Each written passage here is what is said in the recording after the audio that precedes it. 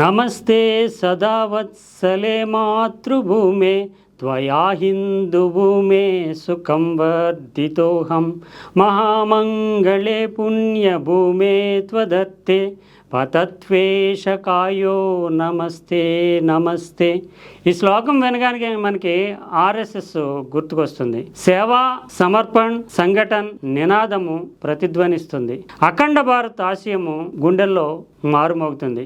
ఇది ఆర్ఎస్ఎస్ 100 ఏళ్ల ప్రస్థానం. ఆర్ఎస్ఎస్ ఒక 17 మందితోటి ఒక ఆలోచనగా పుట్టినటువంటి చిన్ని సంస్థ మహావృక్షమై ఈ రోజున ప్రపంచంలోనే అతిపెద్ద ఎన్జిఓగా ఆవిర్భవించడము, వ్యక్తి వికాసానికి పేరెన్నికగన్నటువంటి అంతర్జాతీయ సంస్థలైనటువంటి రోటరీ కావచ్చు, లయన్స్ కావచ్చు, వీటన్నిటినీ తలదన్నుతూ అసలు ఎవరు దరిదాపుల్లో కనిపించినటువంటి మహోన్నతమైనటువంటి సంస్థగా రూపుదాల్చడము, ఈ క్రమంలోనే అనేక రకాలైనటువంటి విమర్శలు, ఆరోపణలు, సందేహాలు, అనుమానాలు తలెత్తడము, ఇప్పుడు అతిపెద్ద ప్రజాస్వామిక దేశమైనటువంటి భారతదేశాన్ని రాజకీయంగా శాసించే స్థాయికి చేరుకోవడం, ఈ నడకలో జరిగినటువంటి పరిణామాలు ఏంటి, ఈ ప్రస్థానంలో చోటు చేసుకున్నటువంటి సంఘటనలు ఏమిటి, చారిత్రక కోణాలు ఏమిటి, పర్యవసానాలు ఏమిటి, అసలు ఈ సంస్థ పుట్టినప్పుడు ఏర్పడినటువంటి భావజాలాల్లో ఈ ప్రధానమైనటువంటి ఆర్ఎస్ఎస్ భావజాలం మాత్రమే ఇంత విస్తృతంగా వ్యాపించడానికి కారణాలు ఏంటి,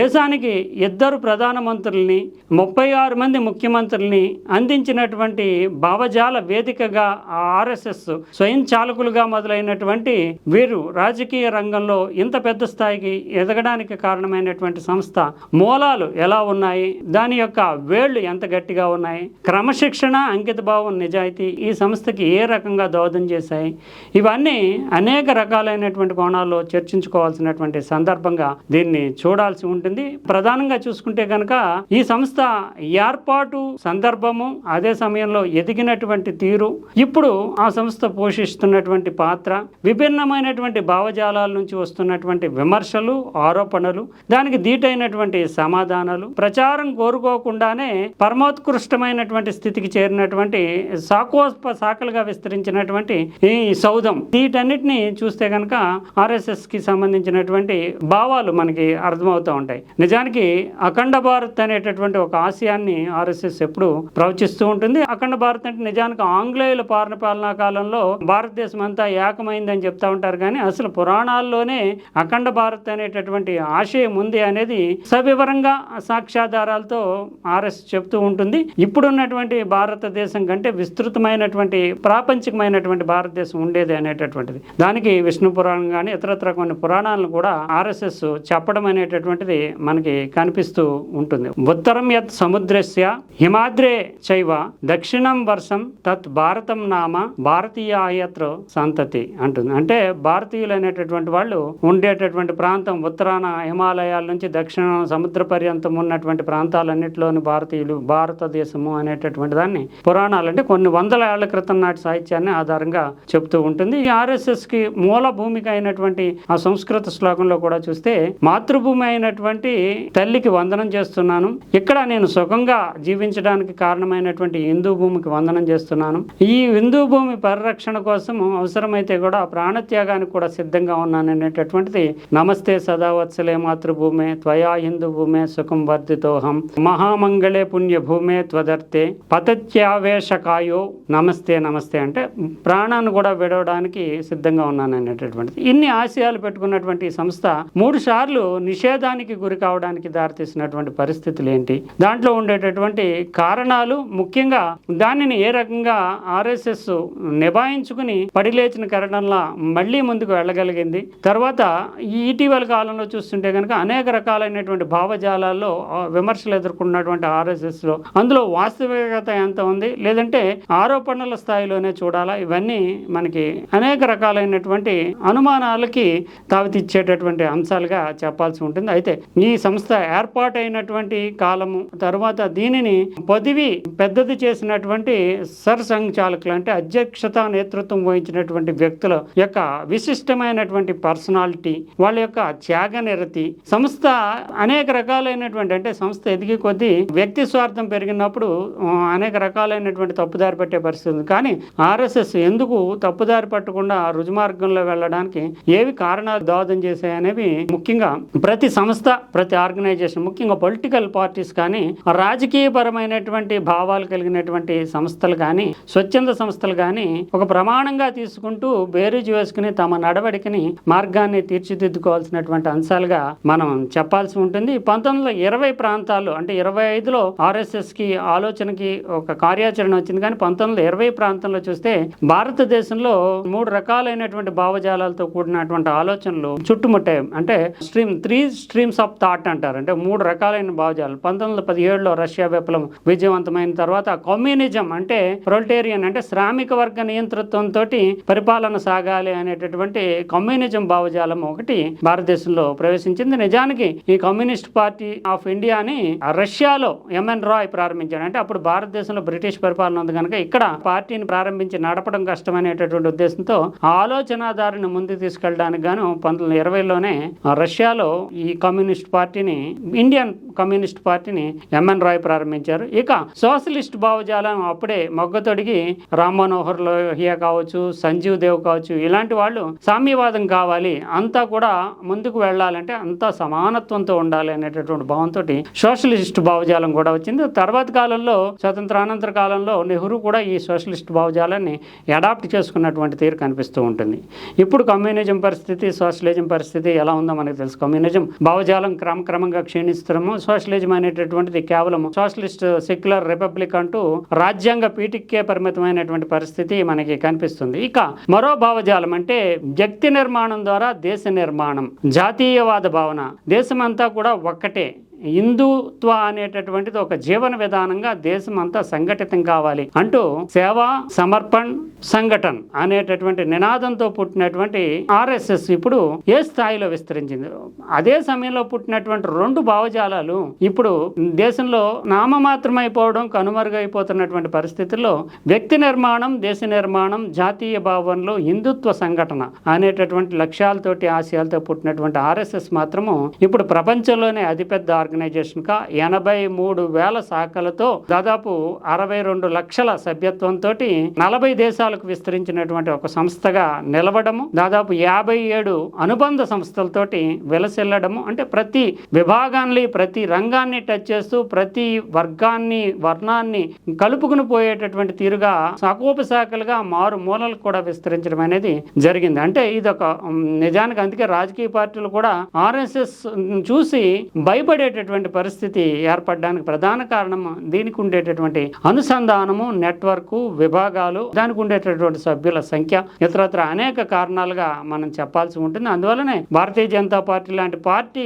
అధికారంలోకి రావడానికి, 2 ప్రధానమంత్రులు రావడానికి, 18 రాష్ట్రాల్లో భారతీయ జనతా పార్టీ నాయకత్వంలో ప్రభుత్వాలు ఏర్పడడానికి ప్రధాన కారణము వెనకాల ఉండి భావజాలాన్ని అందించినటువంటి, సైద్ధాంతిక భూమికను అందించినటువంటి ఆర్ఎస్ఎస్ పాత్ర ఎంతైనా ఉందనే చెప్పాల్సి ఉంటుంది. అయితే దీన్ని నిర్మాణం కానీ, ఈ 100 ఏళ్లలో సాగినటువంటి ప్రస్థానానికి కానీ మనం వెళ్ళినప్పుడు మొదటి అడుగు వేసినటువంటి వాళ్ళని, తర్వాత దీనిని శాఖోపశాఖలుగా విస్తరించినటువంటి వాళ్ళని, నేటి స్థాయికి తీసుకొచ్చినటువంటి వాళ్ళని మనం గుర్తు చేసుకోవాల్సి ఉంటుంది. ఈ 100 ఏళ్లలో కేవలం 6 మాత్రమే సర్సంఘచాలకులుగా నాయకత్వం వహించారంటే పటిష్టమైనటువంటి విధానాలు, సైద్ధాంతిక నిబద్ధతోటి, అందులోని ఇన్ని లక్షల మందికి సంఖ్య పెరిగినప్పటికీ కూడా పదవుల కోసం పోటీ, పోరాటం లేకపోవడంతో నాయకత్వాన్ని సుస్థిరపరచుకున్నటువంటి సంస్థగా మనకి ఆర్ఎస్ఎస్ కనిపిస్తుంది. అందువల్ల కేవలం 6 మాత్రమే ఈ సంస్థను ఎంతవరకు నడుపుకుంటూ వచ్చారు. మొదటి అడుగు వేసినటువంటి వాళ్ళు మనకి తెలుగువారు కూడా కావడం అనేటటువంటిది ఒక గర్వకారణంగానే మనం చెప్పుకోవాల్సి ఉంటుంది.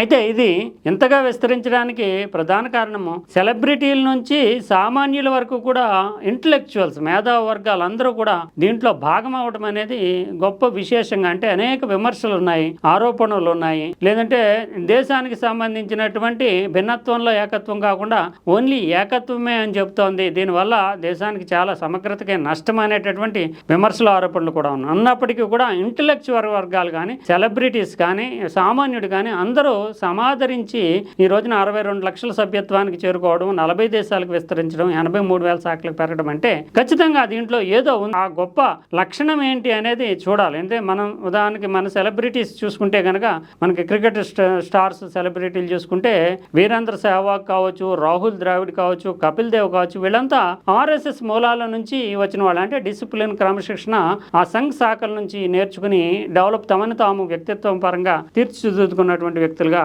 మనం చెప్పాల్సి ఉంటుంది. ఇక మరోవైపు చూస్తుంటే కనుక మన సినీ రంగానికి సంబంధించి చూస్తే కనుక రాజమౌళి ఫాదర్ విజయేంద్ర ప్రసాద్ కావచ్చు, తర్వాత హనుమాన్ సినిమా తీసినటువంటి ప్రశాంత్ వర్మ కావచ్చు, పాటలు సంబంధించినటువంటి సిరివెన్నెల సీతారామ శాస్త్రి కావచ్చు, అనంత శ్రీరామ్ కావచ్చు, వీళ్ళంతా కూడా ఆర్ఎస్ఎస్ భావజాలంతో బలమైనటువంటి పునాదులు నిర్మించుకున్నటువంటి సృజనాశీలురుగా మనం చెప్పాల్సి ఉంటుంది. అంటే అన్ని రంగాల్లోని కూడా ముద్ర వేయడానికి ఆర్ఎస్ఎస్ తనదైనటువంటి సైద్ధాంతిక భావజాలాన్ని పకడ్బందీగా ప్రజల్లోకి పంపగలిగిందనే మనం చెప్పాల్సి ఉంటుంది. ఇక ఏర్పాటుకు సంబంధించి చూస్తే కనుక మన తెలుగు వాడైనటువంటి, అంటే తెలుగు మూలాలు కలిగినటువంటి కేశవరావు బలరాం హెడ్గేవార్ మొదటి వ్యవస్థాపకుడిగా ఈ సంస్థని చిన్నగా అడుగులు వేస్తూ ఇంత స్థాయికి చేరడానికి ప్రధాన కారకుడుగా నిలిచారు. ఇంకా కేశవరావు బలరాం హెడ్గేవార్ యొక్క పూర్వీకులు, అంటే అందుకు 2 తరాల ముందు, ఈయన పుట్టడానికి 2 తరాల ముందు నిజామాబాద్ జిల్లా, తెలంగాణలోని నిజామాబాద్ జిల్లా బోధన్ దగ్గర ఉండేటటువంటి కందకుర్తి అనే గ్రామంలో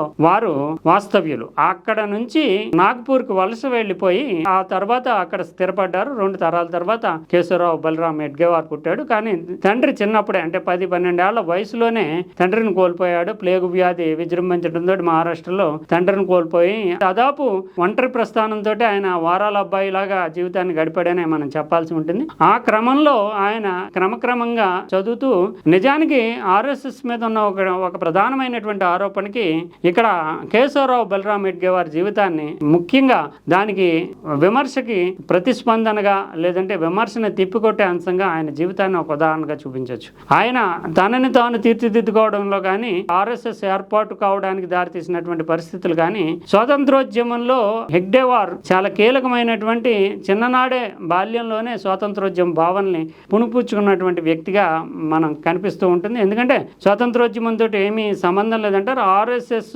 ఏర్పాటుకి ప్రధాన కారణమైనటువంటి తొలి వ్యక్తి అయినటువంటి హెడ్గేవారే స్వాతంత్ర మూలాలతో ముడిపడి ఉండడం అనేది ఒక విశేషమైనటువంటి అంశం. ఆయన చదువుకుంటున్నప్పుడు దాదాపు 9 తరగతులు చదువుతున్నటువంటి సమయంలోనే ఆయన వందే మాతర ఉద్యమ సందర్భంలో ఆయన వందే మాతర నినాదం చేయడమే కాకుండా వందే మాతర గీతాన్ని ఆలాపించడంతో నీల్ సిటీ హై స్కూల్ అనేటటువంటి స్కూల్లో ఆయన్ని బహిష్కరించి ఆయనకి టీసీ ఇచ్చేశారు. అప్పుడు ఆయన బయట వేరే స్కూల్లో చదువుకున్నారు. అంటే అంతటి బలమైనటువంటి భావజాలము బాల్యంలోనే, అంటే ఆల్మోస్ట్ టీనేజ్ వయసులోనే ఆయనకు ఉంది.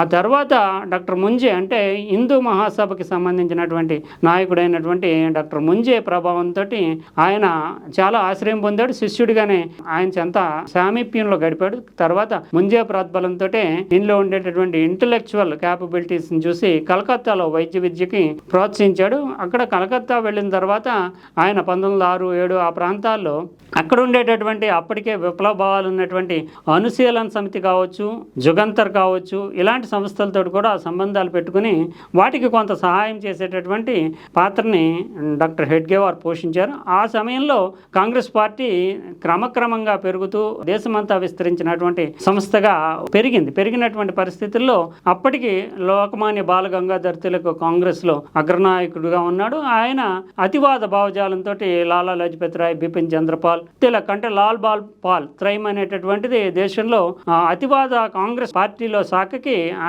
పార్టీలో ఆ భావజాలం కలిగినటువంటి సమూహాలకి నాయకత్వం వహిస్తున్నటువంటి స్థితిలో ఈయన తిలక్ తోటి ఏర్పడినటువంటి పరిచయంతో కాంగ్రెస్ పార్టీలో డాక్టర్ హెడ్గేవార్ చేరారు. దాదాపు 15 ఏళ్ల పైసలకు ఆయన కాంగ్రెస్ తోటే కలిసి నడిచారు హెడ్గేవార్, తిలక్ తోటి కలిసి. అయితే కాంగ్రెస్ కార్యక్రమాల్లో యాక్టివ్గా ఉంటూ స్వాతంత్రోద్యమ కార్యక్రమాల్లో పాల్గొంటున్నటువంటి స్థితిలోనే గాంధీజీ 1915-17 ఆ ప్రాంతాలకు వచ్చేటప్పటికి గాంధీజీ కాంగ్రెస్లో రావడము, ఇక్కడ తర్వాత క్రమక్రమంగా ప్రాబల్యం పెంచుకోవడం, 1920 ప్రాంతం వచ్చేటప్పటికి కాంగ్రెస్లో అతిపెద్ద నాయకుడిగా గాంధీజీ ఆవిర్భవించడం అనేటటువంటి జరిగింది. అయితే కాంగ్రెస్ స్వాతంత్రాన్ని తెస్తుంది అనేటటువంటి భావనలోనే హెడ్గేవార్ వాళ్ళు కలిసి పనిచేసేటటువంటి క్రమం ఉండేది. ఈయన లోకమాన్య బాల గంగాధర్ తిలక్తో కలిశారు, లాలా లజపత్ రాయ్తో కలిసి పనిచేశారు. అదే సందర్భంలో మహాత్మా గాంధీతో కూడా చాలా యాక్టివ్ రోల్లో గాంధీతో కలిసి పనిచేశారు. అయితే 1919 అనేటటువంటిది గాంధీజీతో భిన్నాభిప్రాయం రావడానికి, వేరే పార్టీ లేదా వేరే సంస్థ ఉండాలి అనే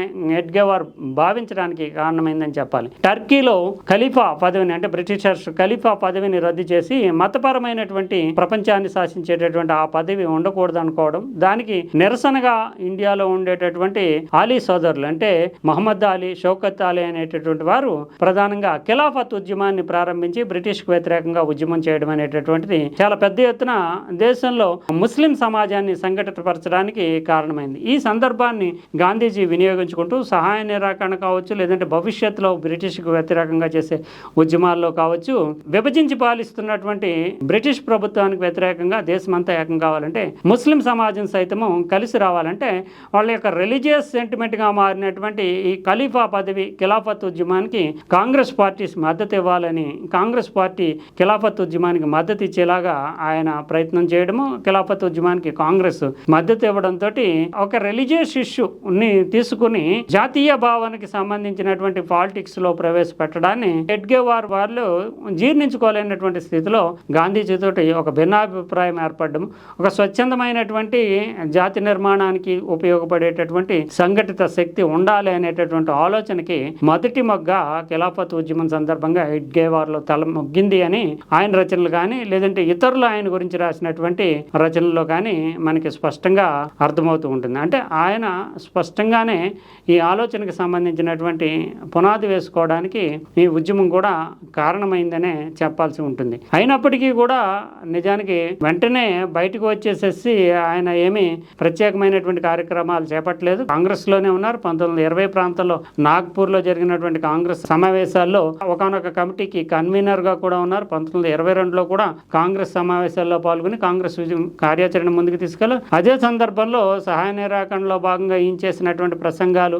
ప్రజల్ని రెచ్చగొడుతున్నారంటూ 1 సంవత్సరం పాటు జైలు శిక్ష కూడా విధించారు. అంటే నిజానికి స్వతంత్రోద్యమంలో భాగంగా జైలు శిక్ష పొందినటువంటి వ్యక్తుల్లో ఈయన కూడా, హెడ్గేవార్ కూడా ఉన్నారు. తర్వాత కాలంలో కూడా బ్రిటిష్ ప్రభుత్వానికి వ్యతిరేకంగా చేసిన మరో 9 నెలలు కూడా జైలు శిక్ష అనుభవించారు. అంటే ఎడ్గేవార్ అంటే ఆర్ఎస్ఎస్ కి పునాది అయినటువంటి ఎడ్గేవార్ స్వాతంత్రోద్యమంలో స్పష్టంగానే ఈ అంశాల్లో జైలు శిక్ష అనుభవించినటువంటి ఉదంతాలు మనకి కనిపిస్తూ ఉంటాయి. తరువాత 1924 ఆ ప్రాంతానికి వచ్చేటప్పటికి ఆయన భావజాల పరంగా గాంధీతోటి కొంచెం దూరం పెరగడం, గాంధీజీ కాంగ్రెస్ ని శాసించే స్థాయిలో ఏకైక నాయకుడిగా దేశవ్యాప్తంగా పెరగడంతో ఒక ప్రత్యేక సంస్థ ఉండాలని అనుకోవడం, అదే సందర్భంలో హిందూ పరంగా చాలా తీవ్రమైనటువంటి భావాలతో ఉండేటటువంటి హిందువులందరినీ కూడా సైనికీకరించాలి, లేదంటే తుపాకులు ఇవ్వాలి అనేటటువంటి తీవ్రమైనటువంటి భావజాలాలు కలిగినటువంటి దామోదర్ వీర్ సావర్కర్, అదే సందర్భంలో హిందూ మహాసభ నాయకుడైనటువంటి డాక్టర్ ముంజే, వీళ్ల ప్రభావము తోటి డాక్టర్ ఎడ్గేవారు దామోదర్ వీర్ సావర్కర్ తోటి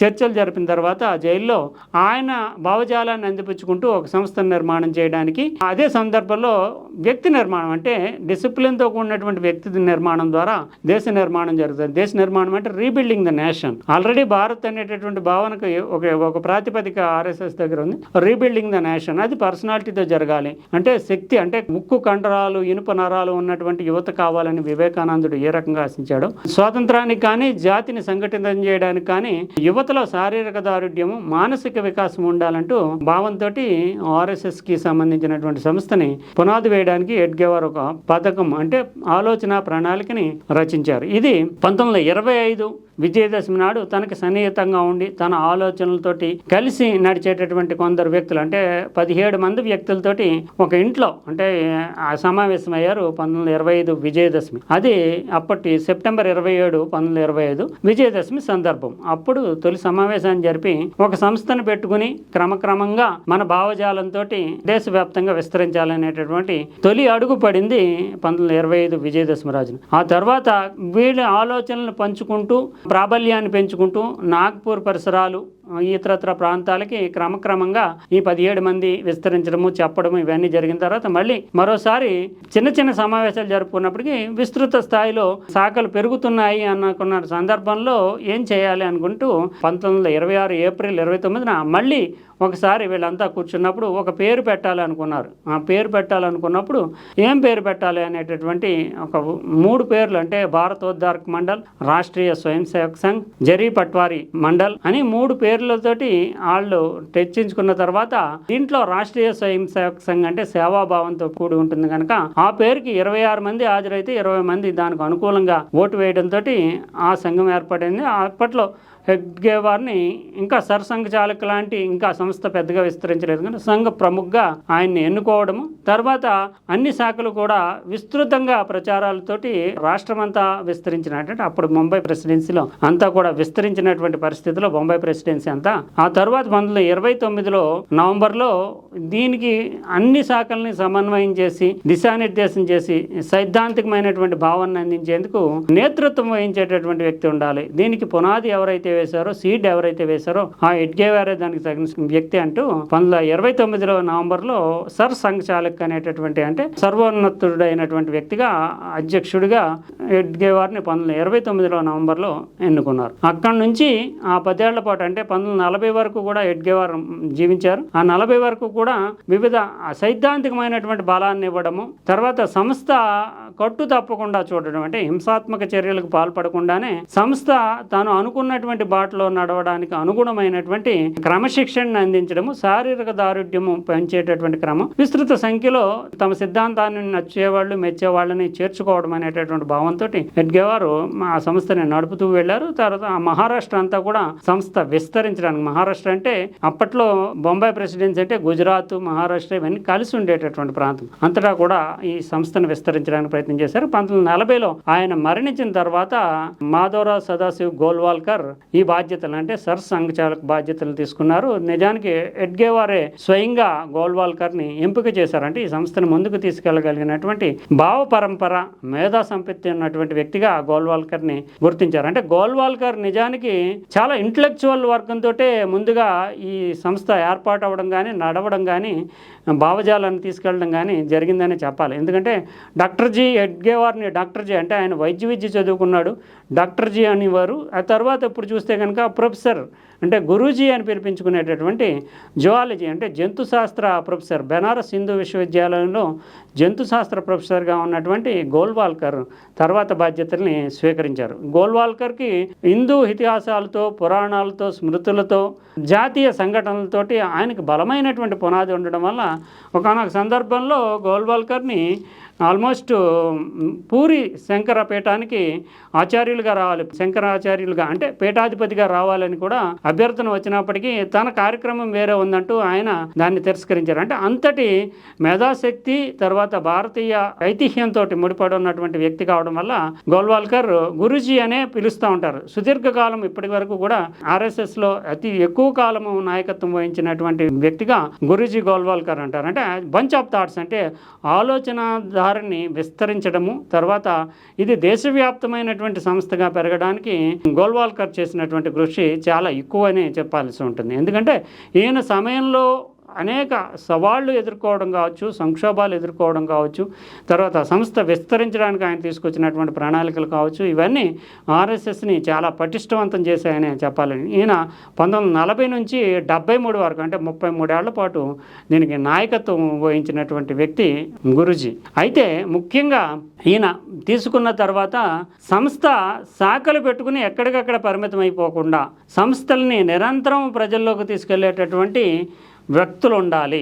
వారు అవివాహితులుగా ఉంటూ కుటుంబ బంధాలు ఇవేమీ లేకుండా భావజాలాన్ని ప్రచారం చేయడము, అనుసంధానం చేయడమే లక్ష్యంగా నడవాలి అంటూ ప్రచారక్ అనేటటువంటి బాధ్యతని సృష్టించినటువంటి వ్యక్తి ఆచార్య గురూజీ గోల్వాల్కర్. అంతకుముందు శాఖలు ఏం చేస్తున్నాయి, శాఖలు చేస్తూ ఉంటాయి, పని చేసుకుంటూ పోతాయి, కానీ ఒక చేతికి ఒక సంచి తగిలించుకుని ఒకటో రెండో డ్రెస్ పెట్టుకుని, దుస్తులు పెట్టుకుని అలాగా సంస్థ అందించినటువంటి బాధ్యతని తీసుకుంటూ ప్రచారం చేసుకుంటూ ఎక్కడ ఏది దొరికితే తింటూ, ఎవరి ఇంటి పంచన పడుకుంటే పడుకొని, లేదంటే శాఖ కార్యాలయాల వద్ద అలా పడుకుంటూ నిరంతరం దేశవ్యాప్తంగా దేశాటన సంచారం చేస్తూ భావజాలాన్ని, సిద్ధాంతాన్ని ప్రచారం చేసేటటువంటి ప్రచారక వ్యవస్థని, అవివాహితులతో కూడినటువంటి ప్రచారక వ్యవస్థని రూపకల్పన చేసిన వ్యక్తి గోల్వాల్కర్. అంతేకాకుండా భావజాలము, సిద్ధాంతము, ఆర్ఎస్ఎస్కి ఈనాటికి ప్రాణప్రదంగా ఉండేటటువంటి బంచ్ ఆఫ్ థాట్స్ అంతా కూడా గోల్వాల్కర్ రాసినటువంటి రచనల నుంచే అందిందని చెప్పాల్సి ఉంటుంది. ఉంటుంది. ముఖ్యంగా ఇది కేవలము ఈ కొంతమంది శాఖ సభ్యులు వీళ్ళతోటే పరిమితం కాకూడదు అంటూ శాఖకి సంబంధించి ఆర్ఎస్ఎస్కి సంబంధించి నిర్మాణం, శాఖ అంటే బ్రాంచ్, అది ప్రాథమికమైనటువంటి వ్యవస్థ. తర్వాత దాని మీద బ్లాకు, గ్రామము, మండలము, జోను, ప్రాంతము అంటే రీజన్, ఇలా రకరకాల కోణాల్లో కేంద్ర వ్యవస్థ. ఇలాగా సంస్థని విస్తరించడానికి అవసరమైనటువంటి నిర్మాణ ప్రణాళిక కూడా గోల్వాల్కర్ రూపొందించడమే కాకుండా దాన్ని ఇంప్లిమెంట్ చేయడము, తర్వాత వివిధ రంగాల్లోకి సంస్థ వెళ్ళాలంటూ వివిధ విభాగాలని అంటే సేవా భారతి, విద్యా భారతి, జాగరణ మంచ్, ఆదివాసీ కళ్యాణ్ యోజన, లఘు ఉద్యోగ భారతి, శ్రీ సేవా సమితి, ఇలా రకరకాల రూపాల్లో అంటే అన్ని విభాగాలని కూడా ముఖ్యంగా అంటే కార్మికుల్ని అడ్రస్ చేసేటటువంటి ఒకటి, తర్వాత కర్షకుల్ని అడ్రస్ చేసేటటువంటి విభాగాలు, అంటే అన్ని రంగాల్లోకి చొచ్చుకుపోయే విధంగా విభాగాలు ఏర్పాటు చేయడము, దాంట్లో పటిష్టం చేయడం అనేటటువంటిది గోల్వాల్కర్ సమయంలో జరగడం అనేటటువంటి దాంతో ఇప్పుడు ఇంత పెద్ద సంఖ్యలో కనిపిస్తున్నారంటే నిజానికి మనకి బహిరంగంగా కనిపించేవి ఏమిటి? అఖిల భారత విద్యార్థి పరిషత్తు,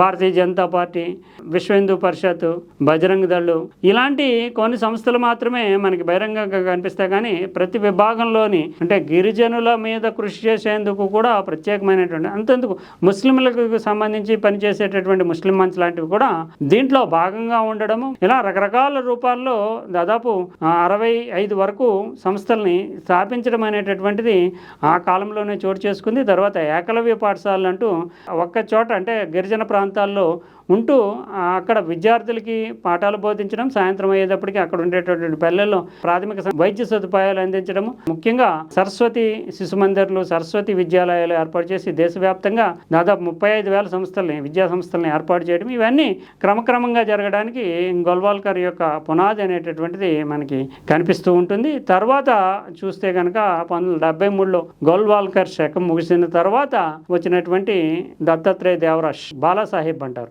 ఈయన కూడా తెలుగు మూలాలు ఉన్నటువంటి, తెలుగు మాతృభాషగా కలిగినటువంటి కుటుంబం నుంచి అంటే 6 సరసంఘచాలకులు వస్తే 2 తెలుగు అంటే మొదటి వ్యవస్థాపకుడైనటువంటి ఎడ్గేవార్ కావచ్చు, తర్వాత 3వ సరసంఘచాలకుగా వచ్చినటువంటి దత్తాత్రేయ దేవరాష్ కావచ్చు. వీళ్ళు మనకి ముఖ్యంగా తెలుగుదనానికి ఒక ప్రతీకగా చెప్పాల్సి ఉంటుంది. దేవరస్ను అయితే ఎడ్గేవారే స్వయంగా బాల్యంలో ఆయన్ని శిక్షణ ఇవ్వడానికి, తీర్చిదిద్దడానికి కారణమయ్యారు. ఆయన కొంతకాలం పాటు విజయవాడ అంటే హై స్కూల్ విద్యకు సంబంధించి విజయవాడ వెళ్ళి చదువుకోమని కూడా ఎడ్గేవార్ సూచించడం, అంటే తెలుగు మాతృభాష కనుక అక్కడ విస్తరించడానికి భవిష్యత్తులో ఉపయోగపడుతుందనే ఉద్దేశంతో అక్కడ చదువుకోవడానికి కూడా ఆంధ్ర రాష్ట్రంలో చదువుకున్నటువంటి వ్యక్తి బాలాసాహెబ్ దేవరస్. ఈయన 1973 నుంచి 94 వరకు చాలా కీలకమైనటువంటి పాత్ర పోషించారు. అంటే గోల్వాల్కర్ సమయంలో చోటు చేసుకున్నటువంటి సంక్షోభాలు అనేక విమర్శలకు సంబంధించే కాకుండా ప్రశంసలు కూడా పొందినటువంటి సందర్భం ఉంది. ముఖ్యంగా స్వాతంత్ర కాలంలో గోల్వాల్కర్కి సంబంధించి ఆర్ఎస్ఎస్ అనేక ఆటంకాలు, సమస్యలు ఎదుర్కొంది. అనేక సమస్యలకు సమాధానాలు చెప్పాల్సి వచ్చింది, సవాళ్ళు ఎదుర్కొంది.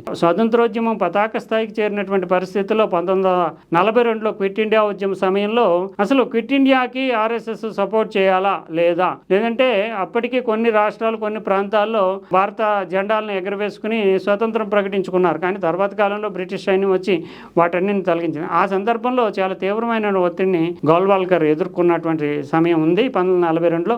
అయితే జాతి నిర్మాణం, దేశ నిర్మాణం ద్వారా మాత్రమే వ్యవస్థితంగా భారతదేశం నిలబడగలుగుతుంది తప్ప చిన్న చిన్న తిరుగుబాట్ల వల్ల ఏమి సాధించలేము. ముఖ్యంగా అప్పటికి సంఘ్ ఇంకా జాతి మొత్తాన్ని ఏకం చేసే క్రమంలో ఉండాలి. లేకపోతే కనుక అసలు భారతీయులు స్వాతంత్రం కోల్పోవడానికే ప్రధాన కారణము భారతదేశం అంతా కూడా ఐక్యంగా ఉండకపోవడము, విభిన్నమైనటువంటి ప్రాంతాలు, విభిన్న భాషలు, వీటన్నిటితోటి వర్గాలు, వర్ణాలతో ఉండడం వల్ల ముందుగా కర్తవ్యం. ఒకవేళ స్వాతంత్రం వచ్చినా కూడా మళ్ళీ దాన్ని కోల్పోవడం, దేశం మొత్తం ఏకం కాకపోతే కనుక మళ్ళీ కోల్పోవడం అనేటటువంటిది పెద్ద సమయం పట్టదు. అందులోని సెంట్రల్ పాయింట్లో ఉన్నటువంటి నాగ్పూర్లో స్వతంత్రాన్ని ప్రకటించుకుందామంటూ కొన్ని వేల మంది ఆర్ఎస్ఎస్ స్వయం సేవకులు గోల్వాల్కర్ మీద ఒత్తిడి తీసుకొచ్చినటువంటి సందర్భం. అయితే అక్కడ సెంట్రల్ పాయింట్లో ఉన్నటువంటి నాగ్పూర్లో స్వాతంత్రం ప్రకటించుకుంటే కనుక భారత సైన్యాలు అంటే అప్పటికి ఆంగ్లో ఇండియన్ సైన్యాలు చుట్టుముట్టి దానిని కోలగొట్టడం అనేటటువంటిది పెద్ద ప్రయత్నం ఏమీ కాదు. అదే కాకుండా మొత్తము సంఘ లక్ష్యం అంటే దేశం మొత్తాన్ని ఏకం చేయాలనేటువంటి లక్ష్యానికి కూడా గండి ఏర్పడుతుంది, గండి కొడుతుంది ఈ ప్రయత్నం అనేటటువంటి ఉద్దేశంతో క్విట్ ఇండియా మూవ్మెంట్కి ఆర్ఎస్ఎస్ కొంత దూరంగా అంటే భావజాల పరంగా లాంగ్ విజన్, దూరదృష్టితోటి ఇమ్మీడియట్గా సంఘ నిర్మాణము, దేశవ్యాప్తంగా సిద్ధాంతాన్ని, భావజాలాన్ని వ్యాప్తి చేసిన ద్వారా ఒక జాతీయ భావంతో కూడినటువంటి సంస్థగా ఉన్నతీకరించాలి దీనిని మొత్తం అంతా కూడా దేశమంతా విస్తరించాలనుకున్నటువంటి క్రమంలో అధికారం కోసం కానీ తాత్కాలికమైనటువంటి ప్రయత్నం చేస్తే ఇబ్బంది పడుతుంది అనేటటువంటి ఉద్దేశం. అందులో కాంగ్రెస్ తోటి ఉండేటటువంటి సైద్ధాంతిక విభేదాలు ఈ కారణంగా ఆర్ఎస్ఎస్ క్విట్ ఇండియా మూవ్మెంట్లో యాక్టివ్ రోల్ పోషించలేదనే చెప్తూ ఉంటారు. ఇది గోల్వాల్కర్ యొక్క విజన్లో భాగంగానే కొంచెం దూరం ఉంచారనేటటువంటిది ఆర్ఎస్ఎస్ వదుల అంచనా. ఆ తర్వాతి కాలంలో చూస్తే మహాత్మా గాంధీ మరణం సందర్భంలో మరోసారి చాలా తీవ్రమైనటువంటి సంక్షోభాన్ని ఎదుర్కొంది. గాడ్సే గాంధీ మీద దాడి చేయడం, మరణించడం, ఈ అన్ని ఉదంతాలు తెలుసు. కానీ గాడ్సే ప్రధానంగా హిందూ మహాసభకు సంబంధించినటువంటి వ్యక్తి కావడమే కాకుండా ఆర్ఎస్ఎస్తో కూడా కలిసి పనిచేయడం వల్ల ఆ సందర్భంలో ఆర్ఎస్ఎస్ నిషేధానికి గురైంది మహాత్మా గాంధీ మరణం తర్వాత. అయితే ఆ తర్వాత గోల్వాల్కర్ని కూడా ఆ సందర్భంలో అరెస్ట్ చేయడం, తర్వాత విచారణలో ఆర్ఎస్ఎస్ పాత్ర ఏమీ లేదు అని తేలడంతో గోల్వాల్కర్ని విడుదల చేయడం, ఆర్ఎస్ఎస్ మీద నిషేధం ఎత్తివేయడం జరిగింది. ఈ సందర్భంలో మాత్రం దేశవ్యాప్తంగా తీవ్రమైనటువంటి నిరసనల్ని, ఆరోపణల్ని ఎదుర్కోవాల్సి వచ్చింది ఆర్ఎస్ఎస్. ఆ తర్వాత కాలం నుంచి ఆర్ఎస్ఎస్ పాత్ర అనేటటువంటిది పెరుగుతూ వచ్చింది. ఎందుకంటే సంఖ్యాపరంగా పెరగడము, తర్వాత వనరులు సమకూర్చుకోవడము, స్వచ్ఛంద సైనికుల్ని తయారు చేసుకోవడంతో భారతదేశ సమగ్రతను కాపాడడంలోని ఈ ఆర్ఎస్ఎస్ చాలా కీలకమైనటువంటి పాత్రని పోషించిందని చెప్పాలి. 1948 ప్రాంతంలోనే పాకిస్తాన్ దాడి చేసినటువంటి సందర్భంలో రాజా హరిసింగ్ తోటి మాట్లాడడానికి మధ్యవర్తిగా గోల్వాల్కర్ని వినియోగించుకుంది కేంద్ర ప్రభుత్వం అనేటటువంటి అంచనాలు కొన్ని వ్యాసాల్లో అందుకు సంబంధించినటువంటి ఆధారాలు కనిపిస్తూ ఉంటాయి. ఆ సందర్భంలో నిజానికి పాకిస్తాన్ దాడి చేసినటువంటి సందర్భంలో అప్పటికి భారతదేశము సైనిక పరంగా కానీ లేదంటే ఆహార సరఫరాలకి సైన్యానికి చేయడానికి కానీ చాలా యంత్రాంగం తక్కువగా ఉన్నటువంటి పరిస్థితిలో ఆర్ఎస్ఎస్ స్వచ్ఛంద సేవకులను వాడుకున్నారనేటటువంటిది. ముఖ్యంగా 1962 చైనా యుద్ధం సందర్భంగా చాలా కీలకమైనటువంటి పాత్ర. అంటే సరిహద్దు ప్రాంతాలకి స్వచ్ఛందంగా ఆర్ఎస్ఎస్ వాలంటీర్లు వేల సంఖ్యలో తరలి వెళ్ళి భారత సైన్యానికి ఆహారాన్ని అందించడము, అదే సందర్భంలో గాయపడినటువంటి వాళ్ళకి ప్రాథమిక చికిత్సలు చేసి తరలించడానికి ఆర్ఎస్ఎస్ చాలా ఉపయోగపడటమే కాకుండా అత్యంత కీలకమైనటువంటి క్రియాశీలకమైనటువంటి పాత్ర పోషించింది. అంటే ఆల్మోస్ట్ పారామిలిటరీ దళాల స్థాయిలో పాత్ర పోషించడంతో అంతకుముందు ఉండేటటువంటి విషయాలన్నీ పక్కన పెట్టినా 1962లో చైనా యుద్ధంలో పోషించినటువంటి పాత్రతోటి నిజానికి నెహ్రూ లాంటి సోషలిస్ట్ భావజాలం కలిగినటువంటి వ్యక్తే 1963 రిపబ్లిక్ డే పరేడ్లో పాల్గొనమని ఆర్ఎస్ఎస్ని ఆహ్వానించడం. ఆర్ఎస్ఎస్ వాలంటీర్లు 1963 రిపబ్లిక్ డే పరేడ్ అంటే ఆల్మోస్ట్ నెహ్రూ ప్రభుత్వం సమయంలోనే రిపబ్లిక్ డే పరేడ్లోనే ఆర్ఎస్ఎస్ వాలంటీర్లు పాల్గొని కవాతు చేయడం అనేటటువంటిది జరిగింది. ఇది ఆర్ఎస్ఎస్కి సంబంధించి జాతీయవాదంలో సాధించినటువంటి ఒక గొప్ప విజయంగా, అంటే కేంద్ర ప్రభుత్వమే ఆహ్వానించి నిజానికి రిపబ్లిక్ డే పరేడ్లో సైనిక పటాలాల ప్రదర్శన, సైనిక శక్తి ఉంటాయి, కానీ సైనికులతో సమానమైనటువంటి గౌరవం ఇస్తూ ఆర్ఎస్ఎస్ని కూడా అందులో భాగస్వామ్యం చేయడం అనేటటువంటిది ఒక గొప్ప విజయంగా ఆర్ఎస్ఎస్ చరిత్రలో ఒక మైల్ రాయిగా చెప్పుకోవాల్సి ఉంటుంది. ఆ తర్వాత 1965 ప్రాంతంలో మళ్ళీ పాకిస్తాన్ తోటి యుద్ధం కావచ్చు, తర్వాత అప్పటి ఉన్నటువంటి లాల్ బహదూర్ శాస్త్రి ప్రభుత్వం కావచ్చు, పూంచ్ సెక్టార్ ముఖ్యంగా సరిహద్దులో ఉండేటటువంటి పూంచ్ సెక్టార్లో విమానాలకి సంబంధించినటువంటి విషయంలో, అంటే విమానాలు ఆగడానికి సంబంధించినటువంటి ఇమ్మీడియట్ నిర్మాణాలు చేయాల్సినటువంటి పరిస్థితుల్లో ఆర్ఎస్ఎస్ వాలంటీర్ల సహాయాన్ని సైనికులే తీసుకోవడము, ఆహారానికి సంబంధించి మళ్ళీ యథాతథంగా వీళ్ళకు ఉండేటటువంటి, అంటే ఇందులో డాక్టర్లు చాలామంది స్వచ్ఛందమైనటువంటి శారీరక దారుఢ్యం కలిగినటువంటి వ్యక్తులు ఉండడంతో సైనిక సహాయ కార్యక్రమంలో కాకుండా ఈ నిర్మాణాలకు సంబంధించి కూడా సైన్యం విమానాలు దిగడానికి విమానాశ్రయాలకు సంబంధించి రన్వేలు, వీటన్నిటికీ రిపేర్లు, రన్వేలను తాత్కాలిక రన్వేల నిర్మాణం, ఇలాంటి దాంట్లో ఆర్ఎస్ఎస్ చాలా క్రిటికల్ అండ్ కీలకమైనటువంటి పాత్రని పోషించినట్లుగా చారిత్రక ఆధారాలు మనకి దొరుకుతున్నాయి. ఆ తర్వాతి కాలంలో అంటే ముఖ్యంగా 1973 ఆ ప్రాంతానికి వచ్చేటప్పటికి ఈయన గోల్వాల్కర్ మరణించడము, ఆ తర్వాత బాలసాహెబ్ దేవరస్ ఆ బాధ్యతల్ని స్వీకరించడము, ఈయన 94 వరకు ఉండడము. ఈ సమయంలో కూడా నిజానికి బాలాసాహెబ్ దేవరస్ సమయంలో 2 సార్లు ఆర్ఎస్ఎస్ తీవ్రమైనటువంటి ఒత్తిడిని, సంక్షోభాన్ని ఎదుర్కొంది. 75లో చూస్తే కనుక ఇందిరాగాంధీ ఎమర్జెన్సీ విధించినప్పుడు ఆర్ఎస్ఎస్ మరోసారి నిషేధానికి గురైంది. కానీ లోక్ సంఘర్ష్ సమితి అనేటటువంటి నేతృత్వంలో లోక్ సంఘర్ష్ సమితిని పెట్టుకుని లోక్ నాయక్ జయప్రకాష్ నారాయణ వాళ్ళ సహాయం అందిస్తూ చాలా ఇందిరాగాంధీ ప్రభుత్వ అప్రజాస్వామిక విధానాలకు వ్యతిరేకంగా ప్రచారాన్ని చేయడము, తర్వాత తిరుగుబాటుకు సంబంధించినటువంటి స్థాయిలో ప్రజల్లో చైతన్యం పెంచడం, వీటన్నిటిని లోక్ సంఘర్ష్ సమితి ద్వారా ఆర్ఎస్ఎస్ పెద్ద ఎత్తున చేసింది.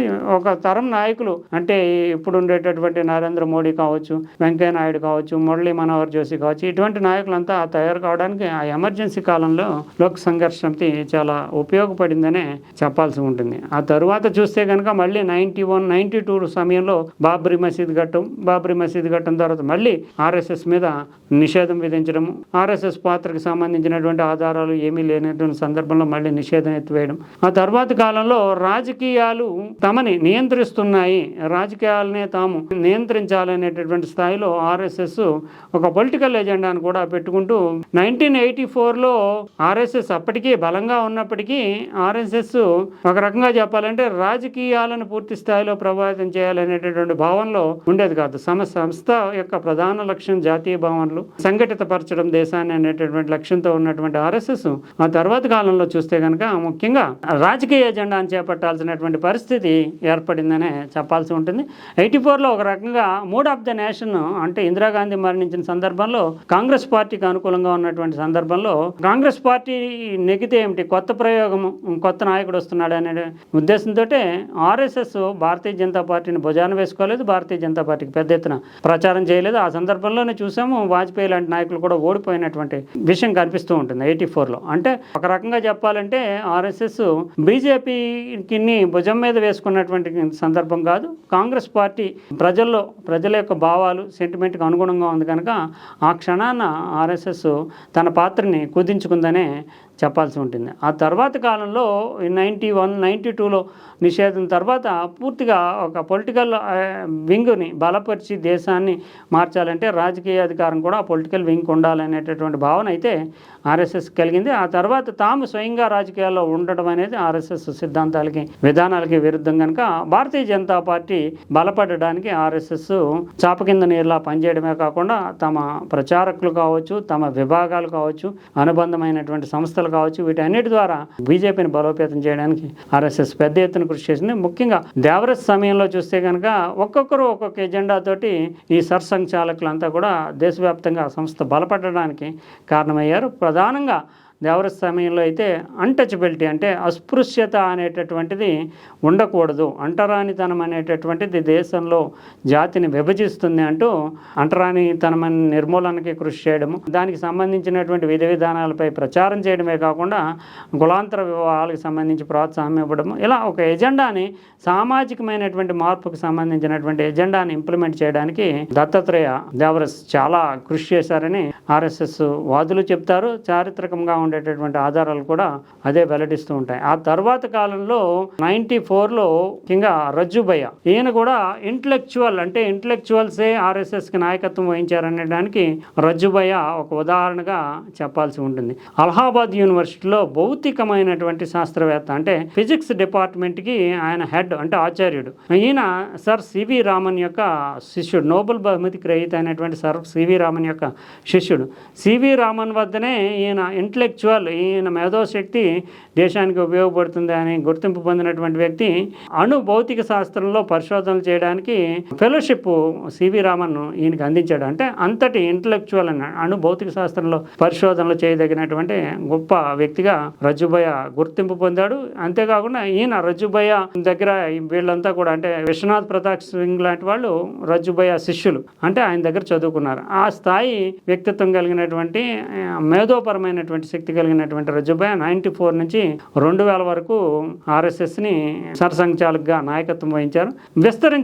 ప్రధానంగా విస్తరించడము, తన అనుబంధ విభాగమైనటువంటి రాజకీయ పార్టీగా ఉన్నటువంటి భారతీయ జనతా పార్టీలో ఉండే నాయకత్వంలో ఉండేటటువంటి వాళ్ళని ప్రోత్సహించడము అనేటటువంటి లక్ష్యంతో ఒక విధానాల పరంగా కానీ ఇంటలెక్చువల్ డిస్కోర్సులను పెంచడం కానీ ఇవన్నిటిలోనే రజ్జుభయ్య కృషి చాలా ఎక్కువగా కనిపిస్తూ ఉంటుంది. ఆయన తర్వాత వచ్చినటువంటి సుదర్శన్, ఈయన అవుట్ రీచ్ అంటే నిజానికి సుదర్శన్ సర్సంఘచాలక బాధ్యతలు చేపట్టేటప్పటికే భారతీయ జనతా పార్టీ అధికారంలోకి వచ్చింది 2000లో. 2009 వరకు సుదర్శన్ ఉన్నారు. ఈయన అంటే 5వ సర్సంఘచాలక్. ఈయన సమయంలో అవుట్ రీచ్ పెంచడానికి అంటే వివిధ వర్గాలు, కేవలం హిందూ సంఘటన అంటే ఈ దేశం అనేటటువంటిది హిందువులు అనేటటువంటి దానికి ఒక నిర్వచనం ఇవ్వడం. అంటే ఈ దేశంలో ఉన్నటువంటి వాళ్ళంతా కూడా హిందువులే, ఇతరులు బయట నుంచి వచ్చినప్పుడు రకరకాలైనటువంటి వ్యత్యాసాలు పెట్టి వాళ్ళని ఎంకరేజ్ చేయడం ద్వారా విభిన్నతను సృష్టించారు తప్ప ఈ దేశంలో నివసించే వాళ్ళంతా కూడా హిందూ మూలాలు కలిగినటువంటి వాళ్ళే అనే కొత్త సిద్ధాంతాన్ని సుదర్శన్ తీసుకురావడం కానీ,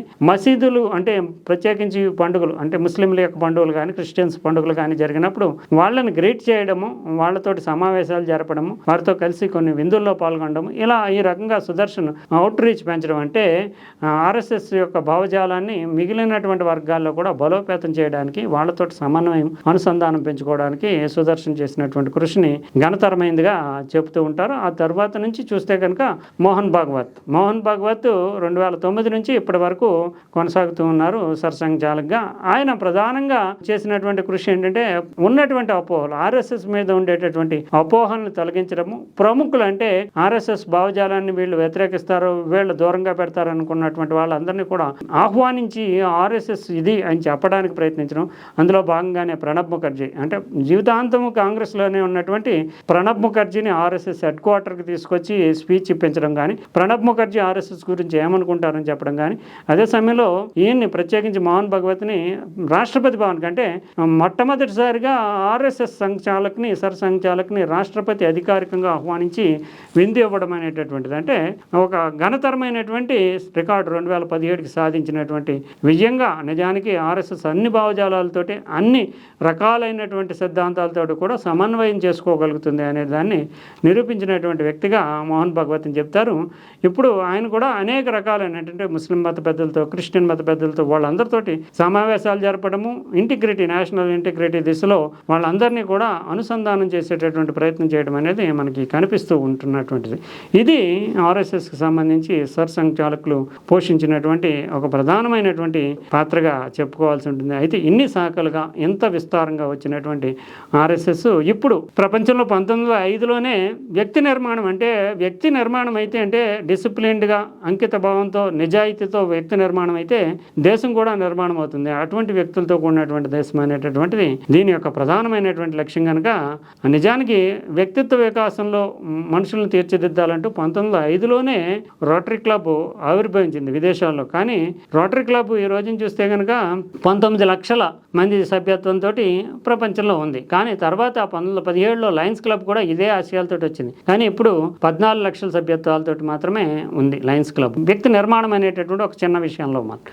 కానీ వ్యక్తి నిర్మాణం, దేశ నిర్మాణం, జాతీయ భావన, నేషనల్ ఇంటిగ్రిటీ అనేటటువంటి లక్ష్యంతో వచ్చినటువంటి ఆర్ఎస్ఎస్ మాత్రం ఇప్పుడు 62 లక్షల సభ్యత్వాలే కాకుండా అనుబంధ సంస్థలు 70 వరకు, అదే సమయంలో 83,000 శాఖలు 40 దేశాల్లో విస్తరించి అసలు ప్రపంచంలోనే ఈ వ్యక్తి నిర్మాణానికి సంబంధించినటువంటి ఎంత పెద్ద సంస్థ లేదు అనేటటువంటి ముద్ర ఎన్జిఓగా తెచ్చుకోవడం అనేటటువంటిది మనకు కనిపిస్తుంది. ముఖ్యంగా విపత్తులు, కేవలం యుద్ధాల్లోనే కాకుండా విపత్తులు ఏర్పడినప్పుడు కూడా ఆర్ఎస్ఎస్ పోషించేటటువంటి పాత్ర చాలా గొప్పగా ఉంటుంది. ఇటీవల కాలంలో 2018 ఆ ప్రాంతాల్లో కేరళలో ఫ్లడ్స్, అంటే కేరళ అంటే నిజానికి కమ్యూనిస్టు రాష్ట్రం అయినప్పటికీ కేరళలో ఫ్లడ్స్ సందర్భంగా ఎక్కడెక్కడి నుంచో స్వయం సేవకులు వచ్చి పాల్గొనడం, బీహార్ తుఫాన్లు కావచ్చు, తర్వాత గుజరాత్లో ఏర్పడినటువంటి ముఖ్యమైనటువంటి భూకంపాలు ఇటువంటి సందర్భాల్లో కావచ్చు, అన్నిటిలోనే అంటే ఎక్కడ ఏ విపత్తు ఉండి అవసరం ఉన్నా తామున్నాము అనేటటువంటి దశలో ఆర్ఎస్ఎస్ ఆ కార్యక్రమాలకి సహాయం చేయడం అనేది కనిపిస్తుంది. మన తెలుగు రాష్ట్రాలకు సంబంధించి ఆర్ఎస్ఎస్ నిర్వహించినటువంటి పాత్ర మీద చాలా గొప్ప రికార్డు ఉంది. నిజానికి 1977లో దివిసీమ ఉప్పెన వచ్చినప్పుడు 10,000 పైచులకు జనం చనిపోయి కొన్ని గ్రామాలే కొట్టుకుపోయినటువంటి సందర్భంలో శవాలని బయటకు తీయడానికి కూడా మనుషులు కానీ, అప్పటికి ఇప్పుడు ఎన్డీఆర్ఎఫ్ లాంటి సంస్థలు ఇటువంటి ఏమి లేని సందర్భంలో శవాలను బయటకు తీయడానికి కానీ ఎవరు సాహసించినటువంటి పరిస్థితుల్లో ఆర్ఎస్ఎస్ వాలంటీర్స్ రంగంలోకి దిగి దివిసీమలో నిజానికి శవాలన్నింటినీ కూడా బయటికి తీయడము, తర్వాత వాళ్ళకి అగౌరవపరచకుండా దహన క్రియలు అంత్యక్రియలు నిర్వహించడం అనేటటువంటిది శవసేన అని ప్రత్యేకంగా ఒక విభాగాన్ని ఏర్పాటు చేసుకుని ఏ రకమైనటువంటి విపత్తు వచ్చినా మేము ఉంటామనేటటువంటి దానిలో దివిసీమలో నిజానికి వారు చేసినటువంటి కృషికే ఆ సందర్భంగా విభిన్నమైనటువంటి వర్గాల నుంచి ఆర్ఎస్ఎస్ అంటే రెడీ ఫర్ సెల్ఫ్లెస్ సర్వీస్ అనేటటువంటి ముద్ర రావడానికి దివిసీమలో కలకత్తాలో వాళ్ళు చేసినటువంటి ఒక సాహస కృత్యంగానే చెప్పాలి. ఎందుకంటే శవాలని వైపు వెళ్ళడానికి ఎవరు సాహసించరు, కానీ 2-3 రోజుల పాటు కుళ్ళిపోయినటువంటి శవాలు కూడా బయటికి తీసి వాటిని దహన క్రియలు నిర్వహించడము, అదే సందర్భంలో మూలపాలెం అనేటటువంటి గ్రామాన్ని దత్తత తీసుకుని పునర్నిర్మాణం చేసి దీనదయాళపురం అనే పేరు పెట్టడము, ఇదంతా దివిసీమ ముప్పై సందర్భంగా అంటే మన తెలుగు రాష్ట్రాలకి తెలిసి స్వయంగా అనుభవించినటువంటి ఒక అనుభవంగా ఆర్ఎస్ఎస్ యొక్క సేవాభావానికి ప్రతీకగా చెప్తూ ఉంటారు. అయితే అనేక విమర్శలు ఉన్నాయి. ఎందుకంటే ఇప్పుడు ఆర్ఎస్ఎస్ ఒక రాజకీయంగా శాసిస్తుందా, రాజకీయాన్ని నడుపుతుందా అంటే ఆర్ఎస్ఎస్కి అనుబంధంగా రాజకీయ శాఖలు ఉన్నప్పటికీ ఆర్ఎస్ఎస్ విధి విధానాల పరంగా రాజకీయ శక్తులు దారి తప్పుతున్నప్పుడు, తమ సిద్ధాంతాలకి విధానాలకు విరుద్ధంగా ఉన్నప్పుడు హెచ్చరించడము, లేదంటే తమ భావజాలానికి అనుకూలమైనటువంటి భూమికను నిర్మించగలిగా అనేటటువంటి సందర్భంలో ఆయా రాజకీయ పార్టీలకి మద్దతు ఇవ్వడం అనేటటువంటిది భారతీయ జనతా పార్టీలో ఉండేటువంటి నాయకులంతా కూడా ఆర్ఎస్ఎస్ నుంచే స్వయం శిక్షణ పొందినటువంటి వారు కావడం, ఆర్ఎస్ఎస్ కి అనుబంధ విభాగంగానే అంటే నేరుగా రాజకీయ పక్షం అనేది ఆర్ఎస్ఎస్ ఒప్పుకోదు, బీజేపీ ఒప్పుకోదు, కానీ ఆర్ఎస్ఎస్ నుంచి ప్రేరణ పొంది ఏర్పాటైనటువంటి పార్టీగానే భారతీయ జనతా పార్టీ చెప్పాల్సి ఉంటుంది. అయితే ఇప్పుడు ఈ వస్తున్నటువంటి అనేక విమర్శలకి కొన్ని సందర్భాల్లో సమాధానాలు కూడా దొరుకుతూ ఉంటాయి. నిజానికి ఆర్ఎస్ఎస్ ఎదుర్కొన్నటువంటి అతి ప్రధానమైనటువంటి విమర్శ గాంధీవాదానికి సంబంధించి కానీ లేదంటే అంబేద్కర్ వాదానికి సంబంధించి కానీ చాలా దూరం అంటే ఆర్ఎస్ఎస్ అనేటటువంటి భావన ఉంది. కానీ గాంధీజానికి అంబేద్కరిజానికి ఆర్ఎస్ఎస్ దూరం అనే దానికి ఏమీ కూడా ఆధారాలు లేవు. ఎందుకంటే వారి మాటల్లోనే అంటే గాంధీ కానీ అంబేద్కర్ కానీ ఇతర ఆలోచన అంటే థాట్ ఉండేటటువంటి వాళ్ళు కానీ స్ట్రీమ్ ఆఫ్ థింకింగ్ అన్నం ఉండేవాళ్ళు కానీ చెప్పినటువంటి మాటలే ఆర్ఎస్ఎస్ ఏ భావజాలానికి దూరం కాదు అనే దానికి ఉదాహరణకి మహాత్మా గాంధీ 6 సెప్టెంబర్ 1947 అంటే ఆయన మరణించడానికి ఇంకా 6 నెలల ముందు 4-5 నెలల ముందే ఆయన ఆర్ఎస్ఎస్ క్యాంప్ అంటే ఆర్ఎస్ఎస్ శిబిరాన్ని సందర్శించారు. దాంట్లో ముఖ్య అతిథిగా ఆయన భాగస్వామ్యం వహించారు.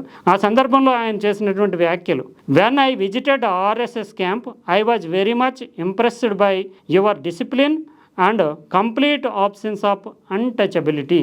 నేను మీ శిబిరాన్ని సందర్శించినప్పుడు మీ కార్యకర్తల యొక్క ర్యాలీ చూసినప్పుడు చాలా సంతృప్తి చెందాను, ఆనందించాను. ప్రత్యేకించి మీ యొక్క క్రమశిక్షణ అక్కడ ఎక్కడా కనిపించినటువంటి అంటరానితనం అనేటటువంటిదే ఛాయల్లో కూడా కనిపించకపోవడం అనేది నన్ను ముగ్ధుని చేసిందంటూ 1947 6 సెప్టెంబర్న మహాత్మా గాంధీ వ్యాఖ్యానించాడు. అంటే ప్రధానంగా అస్పృశ్యతకి వ్యతిరేకంగా స్వాతంత్రానికి ముందు కాలం నుంచి కూడా ఆర్ఎస్ఎస్ పనిచేసింది అనే దానికి మహాత్మా గాంధీ వ్యాఖ్యలే నిదర్శనం. అంతేకాకుండా గాంధీయిజంకి అంటే నిజానికి మొదటి వ్యవస్థాపకుడైనటువంటి హెడ్గేవార్ గాంధీతో కలిసి చాలా కాలం పనిచేయడమే కాకుండా గాంధీ విధానాన్ని కూడా కొన్ని సందర్భాల్లో ఆయన అవలంబించారు.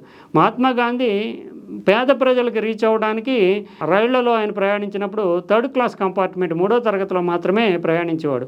హెడ్గేవార్ కూడా తన జీవితాంతము అంటే ఆయన నిజానికి డాక్టరు, సంఘం విస్తరించింది, వనరులకు కొరత లేదు, అయినా కూడా సామాన్యుడికి చేరువుగా ఉండాలి అనేటటువంటి ధోరణితోటి ఆయన 3rd క్లాస్లోనే హెడ్గేవార్ ప్రయాణించడం అనేటటువంటిది ఆయన జీవితకాలంలో కనిపిస్తూ ఉంటుంది. అంటే ముఖ్యంగా అస్పృశ్యత నివారణకి సంబంధించినటువంటి ఆలోచనల్లో కానీ లేదంటే సింప్లిసిటీకి సంబంధించినటువంటి ఆలోచనల్లో కానీ ఇవి రెండు కనిపిస్తాయి. అంతేకాకుండా మహాత్మా గాంధీ నిజానికి స్వాతంత్రానికి ముందు చూస్తే కనుక 2 సంస్థలు మాత్రమే కుష్టు వ్యాధి అంటే చాలా దూరంగా భయంకరంగా చూసేటటువంటి పరిస్థితి దేశంలో. అప్పుడు హింద్ కుష్టు నివారణ అని చెప్పేసి మహాత్మా గాంధీ మాత్రమే ఒక సంస్థను హిందూ కుష్టు నివారణకు సంబంధించిన తర్వాత చూస్తే కనుక ఆర్ఎస్ఎస్ మాత్రమే భారతీయ కుష్టు నివారణ అంటూ దానిని నడిపింది. అంటే నిజానికి గాంధీ ఏదైతే సమాజంలో వెలివేయబడ్డ వాళ్ళు ఉన్నారో వాళ్ళ కోసము ఒక సంఘాన్ని పెట్టి వాళ్ళని చేరువ చేసుకోవాలనుకున్నా అదే ఆలోచనతోటి భారతీయ కుష్టు నివారణ కూడా ఆర్ఎస్ఎస్ మాత్రమే మిగిలిన సంస్థలు ఏమీ చేయనటువంటి ఒక సాహసాన్ని